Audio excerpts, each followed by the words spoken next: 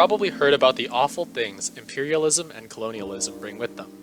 Missionary work, cultural genocide, literal genocide, slavery, and more. Some of the worst things coming from colonialism are ethnocentrism, or thinking of one's own culture as superior to all others, and race theory, the idea that race is a real and intrinsic thing that determines how people live and act. These beliefs have led to human monocultures all over the country and the world, and a lack of diversity and diverse thinking. However, there is another idea that seeks to solve these issues: cultural hybridity, or multiculturalism. Hybridity seeks to bring about positive change through the mixing of cultures. Hybridity seeks to take the clashing cultural values and power dynamics inherent in our system and solve them through a sort of synthesis, a bringing together of old ideas to form new ones. There are many hybrid cultures in the world, like African or Asian Americans. So today, we're going to be analyzing how this idea crops up in Leslie Marbin Silko's Ceremony, and how it connects to the ideas of change and colonialism. In Ceremony, Silko explores the idea of hybridity, and the benefits it brings, through symbolism, imagery, and comparisons. One motif Silko uses to explain the importance of cultural hybridity is that of the ceremony. For Silko, the idea of the ceremony represents how hybrid values can be better than traditional cultural values. Let's take a look at a few passages to analyze this further. There are some things I have to tell you. The people nowadays have an idea about the ceremonies.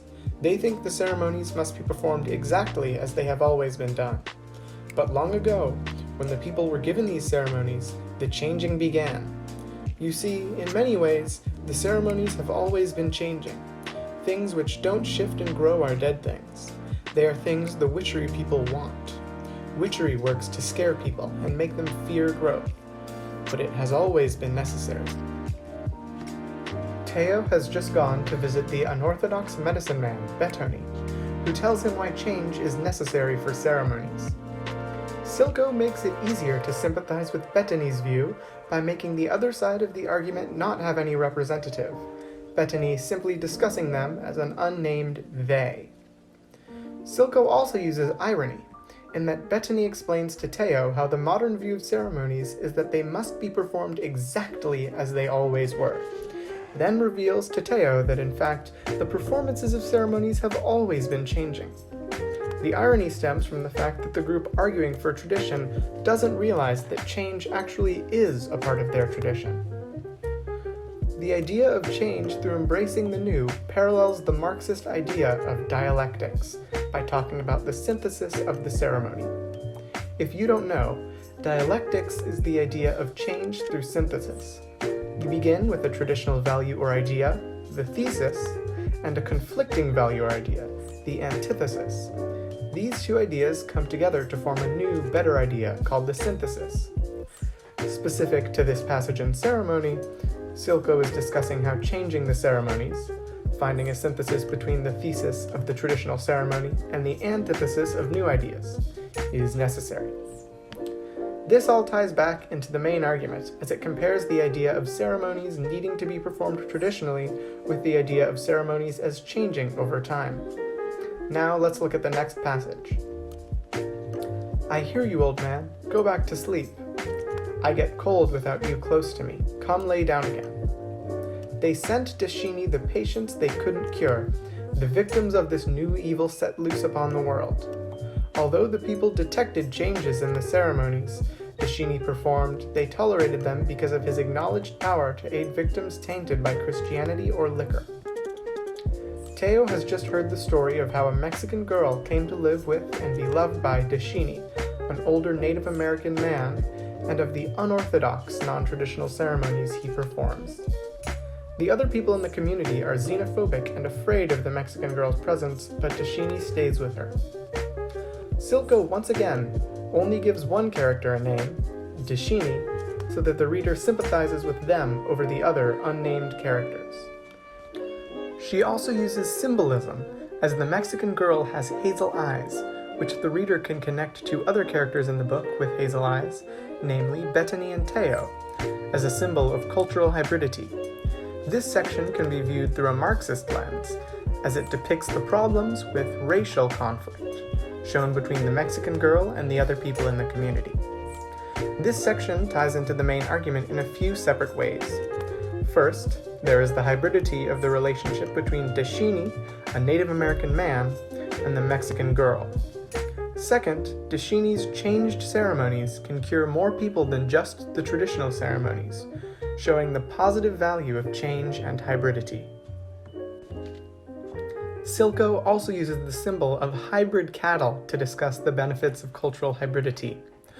Whereas the idea of the ceremony served as an analysis of traditional native values and how they should change, the cattle served to analyze white values and ideas, and how they should change as well. We can look at a few passages to explain this further. They would breed these cattle, special cattle, not the weak, soft Herefords that grew thin and died from eating thistle and burned off cactus during the drought. The cattle Ulubari sold them were exactly what they had been thinking about. These cattle were descendants of generations of desert cattle, born in dry sand and scrubby mesquite, where they hunted water the way desert antelope did. See, I'm not going to make the mistake the other guys made buying these Hereford white-faced cattle. If it's going to be a drought these next few years, then we need some special breed of cattle. Teo in this section is describing the hybrid cattle Josiah has purchased from Ulubari. These hybrid cattle are supposed to be well suited to the dry desert environment where Josiah lives, and to the drought Josiah predicts is coming. In this section, Silko uses diction to tell us about the downsides of non-hybrid cattle. She refers to Herefords as weak and soft, and that buying them is making a mistake. This leads the reader to believe that Herefords are deficient in one way or another. Another quite interesting thing Silko does is that she wholly highlights the Hereford half of the hybrid. This brings to the limelight the white half of the hybrid, as Herefords are cows originating from England, instead of the other half, which helps focus the reader only on the aspects of white culture, same as how the idea of the ceremony only focused on aspects of native culture. You can look at this section through a post-colonial lens, as the combining of cultures is important in the post-colonial school of thought. This connects to the main idea, as the hybrid cattle are supposedly the most ideal breed for desert life, and are also hybrids of white and native culture, thus connecting idealism to the idea of hybridity. Similar to the cattle, the most ideal way to survive as a native is through hybridity and accepting change. As part of the analogy, Silko describes these cattle as special cattle, not the weak and soft Herefords that grew thin and died from eating thistle and burned off cactus during the drought. These cattle were descendants of generations of desert cattle, born in dry sand and scrubby mesquite. These desert conditions are analogous to the harsh conditions most natives had to grow up in, and the special cattle growing up in these conditions are comparable to the natives. Hybridity can be seen, as these special cattle are neither the skinny desert cattle nor the weak Herefords, but instead their own hybrid creature, able to withstand these unforgiving conditions and even thrive in them. Hybridity allows these cattle to survive, as it allows natives to persevere and stay strong despite the oppressive conditions they need to live in. So, what else can we learn from these cattle? I'm glad you asked. Teo watched them disappear over the horizon, their ivory hides shining, speckled brown like a butterfly's wing. In this passage, Josiah has just released the cows to run over the fields, and Teo is watching them run around. In this section, Silko uses imagery to emphasize the magnificence of the hybrid cattle, and as such, of the concept of cultural hybridity.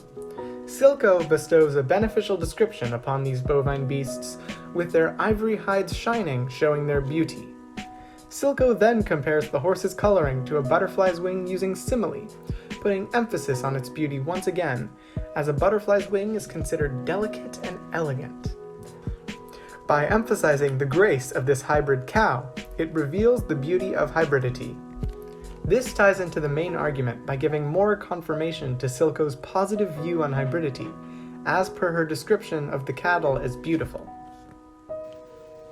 As we have just seen, Silko is communicating the importance of hybridity through imagery, diction, and simile. She shows the audience both the disadvantages of a non-hybrid culture as well as the beauty and advantages of a hybrid culture.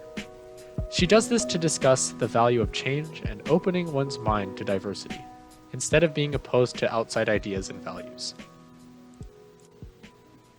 First, Bettany and his ceremony show a successful hybridization of cultures, despite Teo's first impressions of Bettany's unorthodox methods. The same is shown with Dashini, another example of cultural acceptance, who stayed with the Mexican girl while everyone else avoided her, and created ceremonies like Bettany's. Then, we look at the meaning of the cattle and how they are ideally adapted because they are hybrids of both the Herefords and the desert cattle, of the white and native cultures. We can compare this to characters like Teo, Bettany, and Dashini, people who survive and thrive through the blending of traditional and new ideas. Although cultural hybridity may seem like a scary concept at first, accepting hybridity and change are important, and perhaps even vital parts of life, as denying them will only reject development in both the individual and the community.